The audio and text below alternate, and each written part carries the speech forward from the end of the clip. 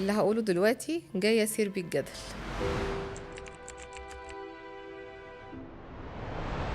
الخيانة، كلنا رابطين مفهوم الخيانة بخيانة الراجل للست أو الست للراجل أو الصاحب لصاحبه أو الصديقة لصديقتها، بس الخيانة ليها مفهوم تاني خالص.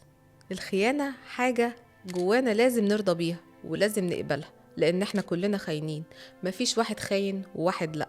ده مش صح. حتى اللي بيقولك أنا عمري ما خنت هو خان قبل كده، هو بس كل المشكلة عنده إن هو رافض الخيانة، عنده شادو من الخيانة، حاجة جواه بتقوله إن الخيانة دي حاجة وحشة.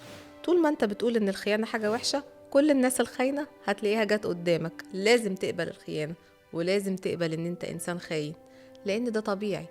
الخيانة مفهومها هو حاجة جوانا إحنا وبتختلف من شخص للتاني. يعني وإنت بتكذب أنت خاين، وإنت بتغش أنت خاين، وإنت مش بتراعي ضميرك في شغلك أنت خاين. ارضى بالخيانة عشان تبعد عنك، ومفهومها الحقيقي يوصلك إنك لازم تقبل الخاين على وضعه وما تحاولش تصلحه، بس تبقى مدرك وفاهم إن هو بيخون. وزي ما بقولك كل مرة، دينا هتدورها في دماغك. بحبكم.